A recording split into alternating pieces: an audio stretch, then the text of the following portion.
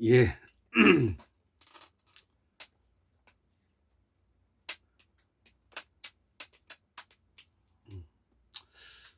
2022년 오늘 9월 10일이죠. 아, 이제 오늘이 이제 추석의 그 공휴일의 마지막 날인 것 같습니다. 월요일입니다. 음력으로는 8월 17일이고요.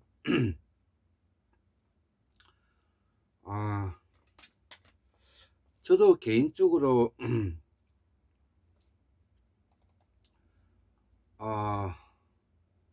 이번 그 제 20대 그 대통령 선거가 끝나고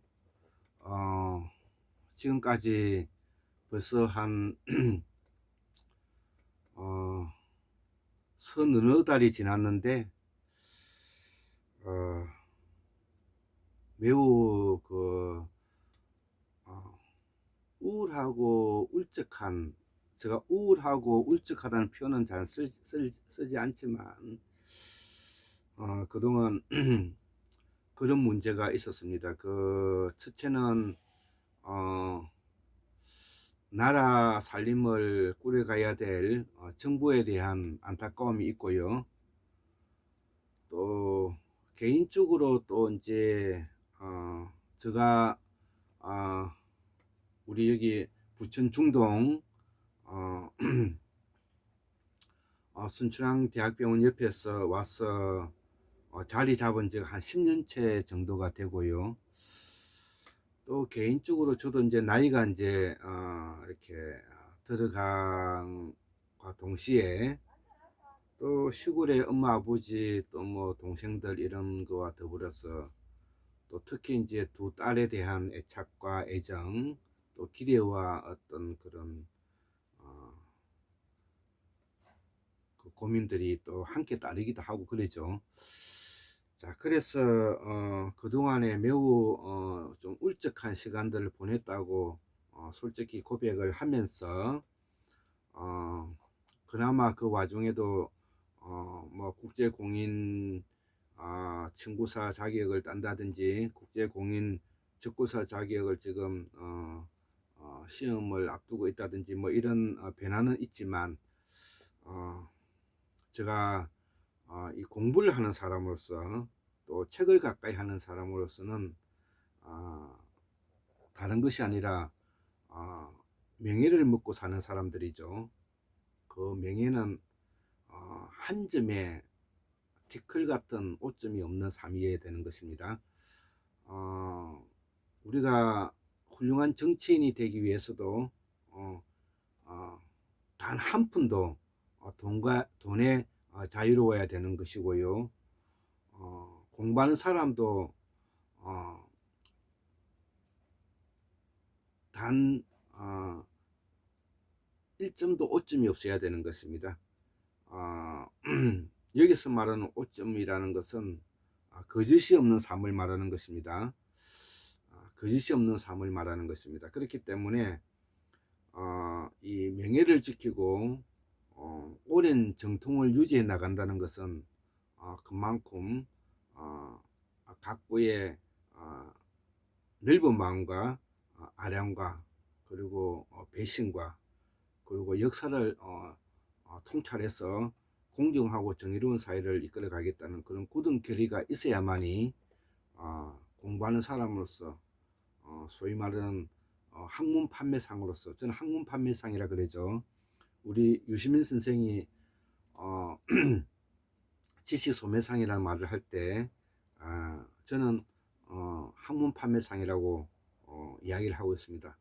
제가 학문에 대해서 뭐 대단한 어떤 실력을 갖춰서가 아니라 그 흉내내어서 학문을 흉내내어서 그나마 부족한 사람들에게 제가 판매하는, 이것이 저의 모습이다, 이렇게 저는 말씀드리고 싶습니다. 자, 그래서 그 오늘 학문 판매상으로서 가장 돋보이는 이 추석 이후에 추석의 마지막 날에 내놓은 상품이 무엇이냐, 그것이 바로 보살사상은 실존주의라는 것입니다. 예, 보살사상은 수수만 년 전에 있었던 철학 사상이고요. 실존주의는 20세기에 가장 돋보이는 철학사조인 것입니다. 그래서 보살 사상과 실존주의는 결과가 같고 그 베이스도 같기 때문에 보살 사상은 실존주의다.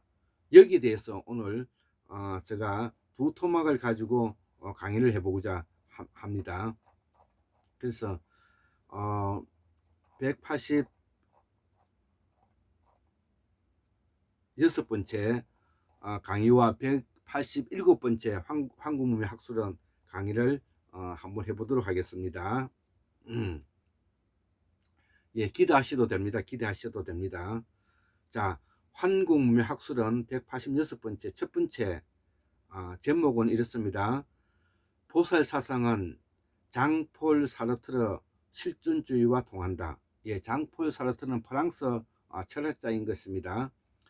실존은 자유이고 자유는 자율이며 이는 책임성이 따르고 책임성이 따르기 때문에 바로 고난이 요구된다는 것이죠. 고난이 필요하다는 것이죠. 예, 이 이야기를 제가 보살 사상에 맞춰서 한번 말씀을 해 보도록 하겠습니다.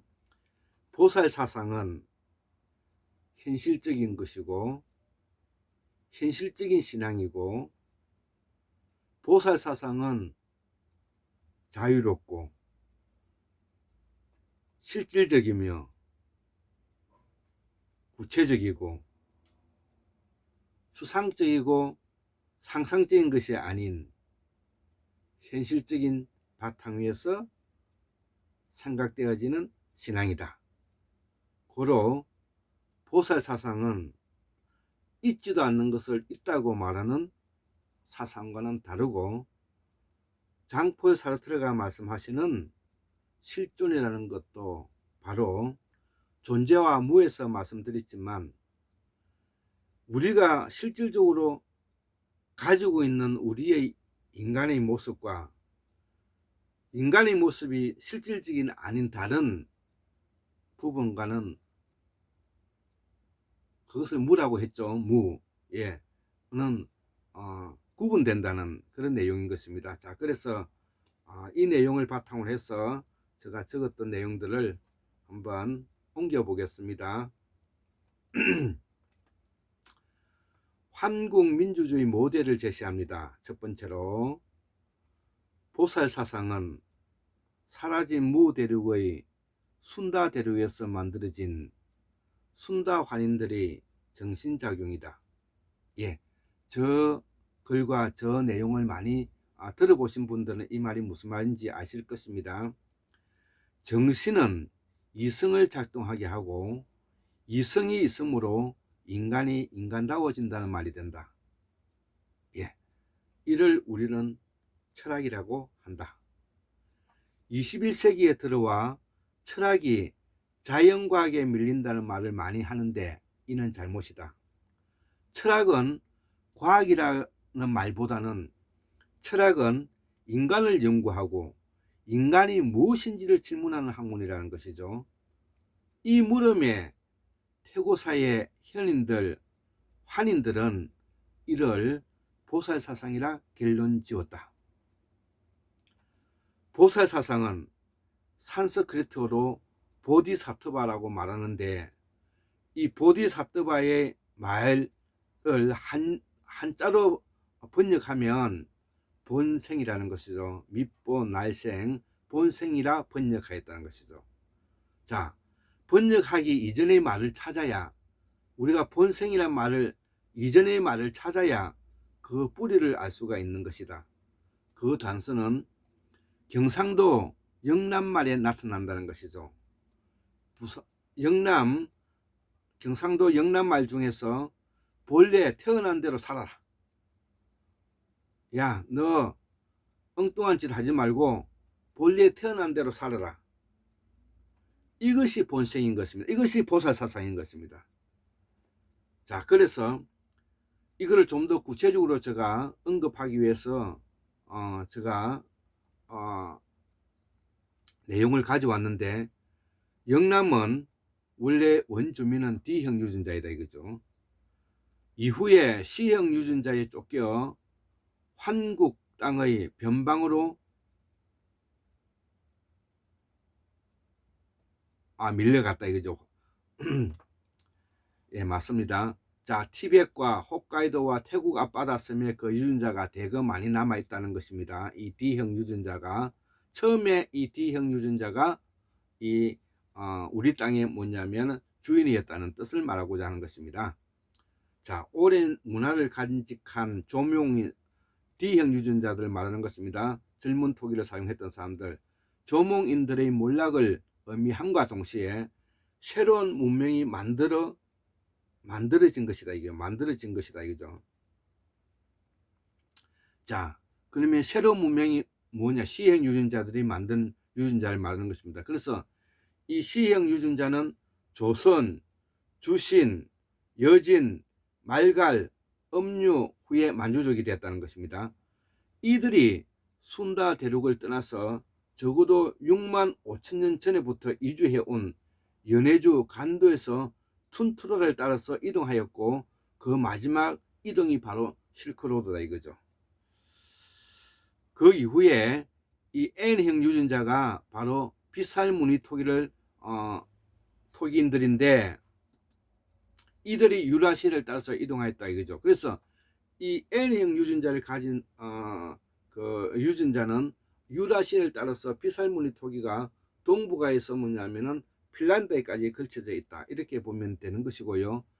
우리의 5대 문명은 요하 문명을 포함합니다. 5대 문명은 우리가 황하 요하 문명, 그 다음에 인더스 문명, 그 다음에 이집트 문명, 그 다음에 메소포타미아 문명을 우리가 5대 문명이라 하는데, 이 메소포타미아 이집트 문명이 다 이 토기를 사용했다는 것입니다. 그래서 5대 문명은 이 비살무늬 토기 문명이라는 것이죠. 비살무늬 토기 문명이라는 것입니다. 이후에 육문 문화 이동이 있었고요. 자, 카스피에서 만주, 연해주까지 문명과 문화가 이어졌고요. 이후에 우리가 청동기 고인들 문명이 있죠. 고인들 문명은 농업 문명이라고 해도 되고, 그리고 해양시대를 연 것이다. 해양시대는 우리가 그 16세기, 17세기 우리가 서양의 스페인, 포르투갈,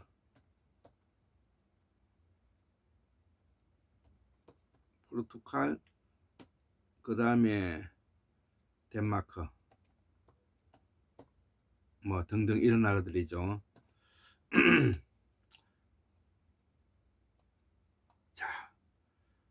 자, 이 해양시대의 중심은 코카서스인 백인들이죠. 자, 그래서 이 해양시대 이전을 우리는 오리엔트 문명이라고 하고, 그 이후를 제국주의라고 한다 이거죠. 자, 그래서 이 C형 유전자는 조선, 주신, 여진, 말갈, 음류 후에 만주족이 되었는데, 여기서 분화하여 N형 유전자 비살 무늬토기 있는데, 이들은 유라시아를 따라서 전 세계로 퍼져나갔다는 것이죠.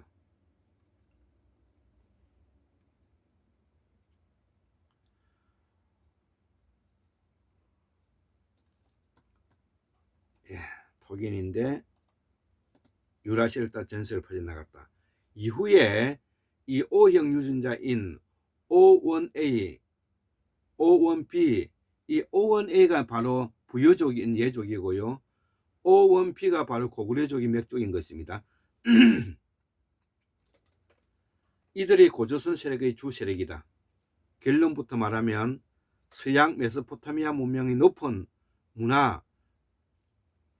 문명의 기술이 동쪽으로 이동해 온 과정이라 보면 된다 이거죠. 그리고 그들이 바로 군사계급이고 왕과 귀족이 되었고, 이들이 바로 준하를 세운 서토 중앙아시아 사람들이라는 것이죠. 자, 색족이다. 색종은 석가족이다. 당군의 선대조 할아버지며 스키타이라고 부르기도 한다. 이런 사람들이 다 바로 중앙아시아에서 건너온 사람들을 말하는 것입니다. 그 중에 O형 유전자가 동북아의 중심이 되었다는 것이죠. 나중에 자 고조선의 중심인 O1A 예족이 부여족이죠. 한반도에 오랜 시간 살았고 예족은 부여족이라는 것이죠. 예족 문화는 고조선 이후 부여 세력을 말하는데 색깔은 흰색을 숭배했다는 것이죠. 맥족은 검은색입니다. 서토인들은 빨간색인 것이고요. C형 유전자인 여진은 청색입니다. 자, 우리 조선인은 부여 세력과 오랜 정체성이 크다. 우리 조선인은 부여 세력과 오랜 정체성이 크다는 것이죠. 이후에 맥족인 고구려가 크게 발행하였다. 색깔은 검은색이다. 부여 세력과 유전자 변이의 사촌이 맥족이며 맥족은 고구려이다. 이후에 낙랑을 거쳐 진안 지방에 흉노계가 일부 들어왔는데 이들이 신라 김씨다. 흉노계는 N형 유전자인데 흉노계는 N형이 아니라 Q형 유전자죠. 예, 큰일 날 뻔했습니다. Q형 유전자인데 주나라를 세우고 신라 김씨의 뿌리가 되었지만 그 본류는 동북아 중원에서 사라졌다는 것이죠. 김해 김씨도 신라 김씨도 다 마찬가지다. 이후에 법흥 계열의 모용씨 선비족이 김문종이라 이름 바꾸고 신라를 계획하였다. 승골은 지정왕 이전에 흉노계 김씨를 말하고 이거는 아마 세계 최초로 제가 밝히는 내용인 것 같습니다. 승골은 누구냐? 지정왕 이전에 지정왕을 포함하죠. 흉노계 김씨를 말하는 것입니다. 진골은 흉노계에다가 선비계 모용씨가 뭐냐면 섞인 걸품을 말한다 이거죠. 이게 김춘추가 대표적인 사람이라는 것입니다. 자, 문무왕비문의 김할지는 김씨가 김일제에 있고 김춘추는 태종무열왕으로 선비계 진골 인셈이라는 것이죠. 예, 이거는 아마 우리 황금무학순에서 제가 최초로 선골과 진골을 연구해서 밝힌다 이렇게 이것은 저희 업적이 될 것 같습니다. 문무왕 비문은 김할지는 김씨가 김일제이고 김춘추는 태종무열왕으로 선비계 진골인 셈이다. 이는 수나라 우문씨와 수나라를 세운 사람은 우문씨죠. 당나라 이연, 이세민과 수당의 고구려와는 적대적인 관계를 말한다. 예, 이 말은 무슨 말인가 하면은 수나라와 당나라는 선비족의 나라인 것입니다. 선비족의 나라이기 때문에 고구려와는 적대적인 관계가 될 수가 있고요. 그리고 고구려는 아까 맥족 계열이라고 했습니다. O1B형 맥족 계열이고요. 그래서 이 선비족과 이 고구려는 그 당시에 바로 선비족의 발원지인 땅에 고구려가 이미 침입해 있었기 때문에 그것을 복원하기 위해서 수나라와 당나라가 계속 전쟁을 벌였지만 고구려에게 깨어졌던 것입니다. 그래서 당나라에 와서 이세민이가 같은 모용씨 계열의 선비계인 김춘추를 끌어들여서 결국은 백제와 고구려를 무너뜨리는 그런 결과를 가져왔다. 이 이야기를 하고자 하는 것입니다.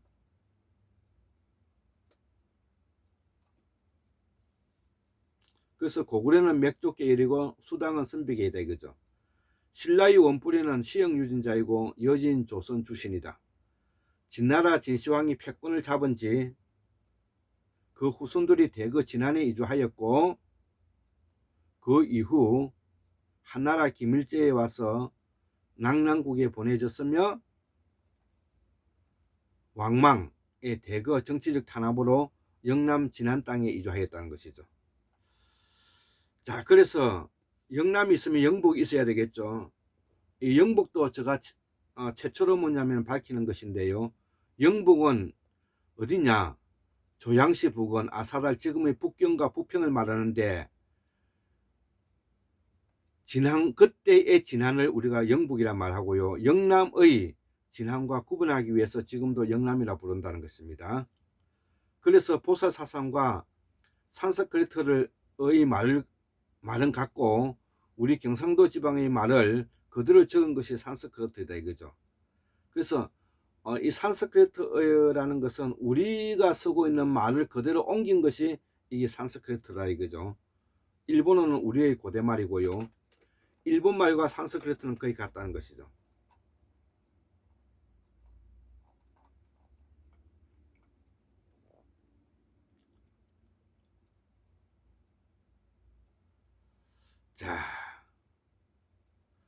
자, 그래서 범어와 보살사상을 이해하기 위해서는